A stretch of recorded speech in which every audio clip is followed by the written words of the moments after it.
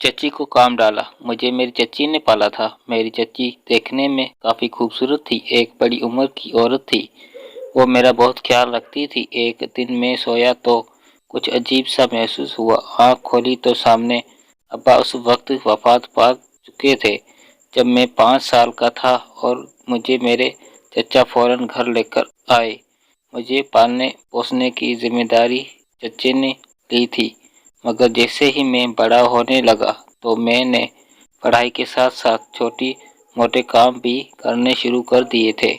وہ کام جن سے مجھے دن پر 20 کا 100 50 روپے مل جاتا تھا، مگر اس سے میری پڑھائی پر برا اثر پڑ رہا تھا۔ شام کا وقت تھا، چچی میرے کمرے میں آئی، کہنے لگی مجھے تم سے ضروری بات کرنی ہے۔ کافی دن ہو گئے ہیں تم سے یہ کہنا چاہتی تھی کہ میں بھی محتاج ہو کر بیٹھ گیا۔ چچی بھی ڈر ڈر کے اندر میں مجھے بات بتانے ہی لگی تھی کہ باہر سے شور غل کی آواز سنائی دی۔ ہم دونوں باہر کی طرف بھاگے۔ میری پھوپھو کا بیٹا ناظم، جو کہ ہمارے گھر کے قریب ہی رہتا تھا، دوڑا ہوا آیا اور اس کی سانس پھولی ہوئی تھی اور وہ کچھ بتا رہا تھا۔ بار بار چچا کا نام لیتا اور خاموش ہو جاتا۔ اس کی گھبراہٹ دیکھ کر چچی نے اور دیکھا نہ تھا گھر سے بھاگ پڑی۔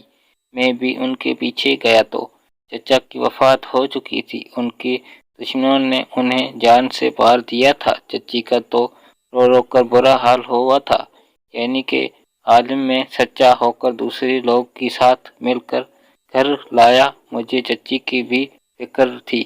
جہان میں لوگ آ گئے تو وہ بھی افسوس کرنے لگے، کیونکہ میرے چچا بسملہ 45 سال کے تھے جب میری چچی 35 سال کی تو ہو گئی تھی۔ سب لوگوں کو پتہ بھی نہیں چلا، نہ ہی وہاں آس پاس کی کوئی موجود تھا، نہ چچا کے جسم پر زخموں کے نشان موجود تھے، مگر سب لوگوں کا خیال تھا کہ ان کے دشمنوں نے ان پر حملہ کیا۔ مگر چچا کی لاش دیکھ کر لگتا نہیں تھا کہ ان کے دشمنوں نے انہیں مارا ہے۔ ادھر ادھر میری چچی نے رو رو کر آسماں سر پر اٹھا رکھا تھا۔ کبھی کہتی کہ میں اتنی کم عمر میں سہاگن سے بیوہ ہو گئی، تو کبھی کہتی کہ میری نصیب ہی برے تھے جو اس گھر میں آئی ہوں۔ سب لوگ انہیں سمجھا رہے تھے، تسلی دے رہے تھے۔ میں نے بھی سب لوگوں کو چچی سے محبت بھرا ہوا رویہ دیکھا تھا، مگر پھر ان سب کے جانے کے بعد چچی جب سنبھلی تو انہوں نے ایک عجیب بات کر دی۔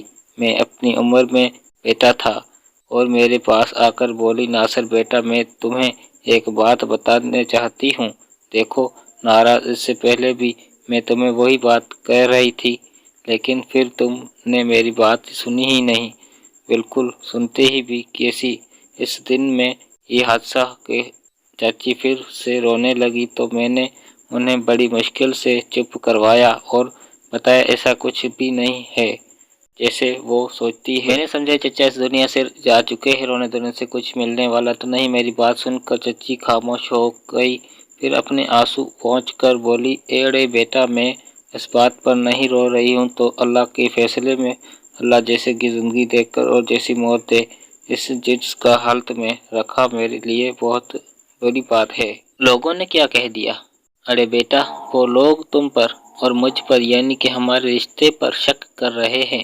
کیا مطلب ہے آپ کا؟ میں اچھل کر بیٹھ گیا۔ مطلب یہ بیٹا کہ تمہارے چچا کے جنازے میں آئی کچھ عورتیں کہہ رہی تھی کہ اب عشیرت کا اپنے بھتیجے کے ساتھ رہنا ٹھیک نہیں ہے۔ مرد اور عورت کا رشتہ جیسا بھی ہوتا ہے تو وہ پرکشش ہے۔ میں لوگوں کی یہ باتیں سن کر رو پڑی ہوں۔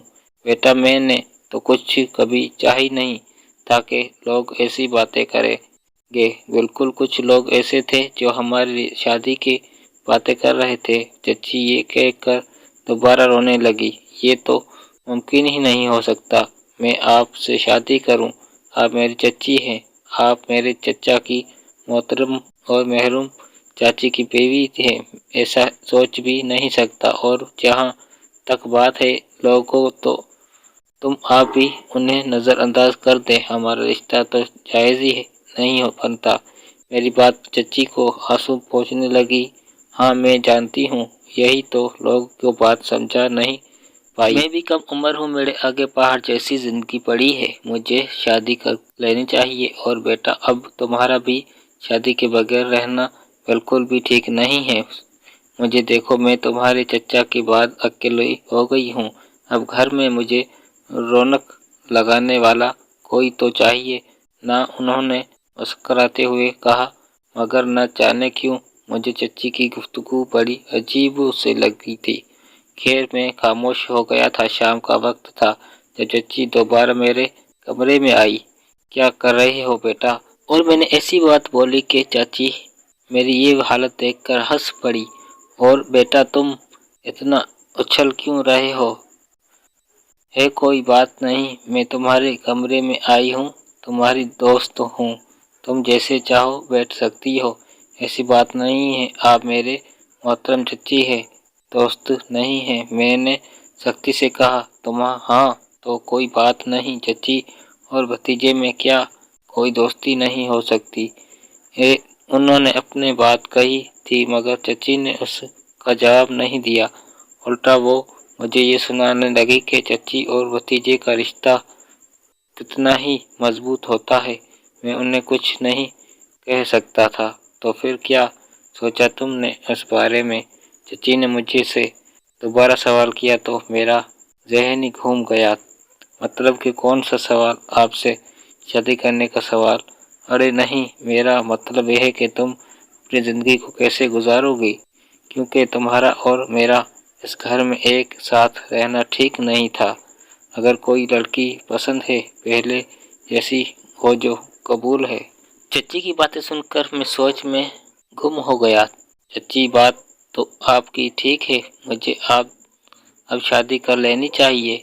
वैसे ही आप घर में अकेलौती है, आपका भी काम काज में हाथ बट जाएगा और घर में रौनक भी लगी रहेगी। हाँ बेटा, बस मैं भी यही चाहती हूँ। चच्ची ने मेरे सर झुका लिया था। लगा था कि वो मेरे इस फैसले से खुश नहीं है। लेकिन बेटा, तुम्हें दुल्हन देगा कौन? मेरा मतलब है, तुमसे कौन लड़की शादी करेगी? चच्ची ने बड़े तफत से लहजे में कहा कि था।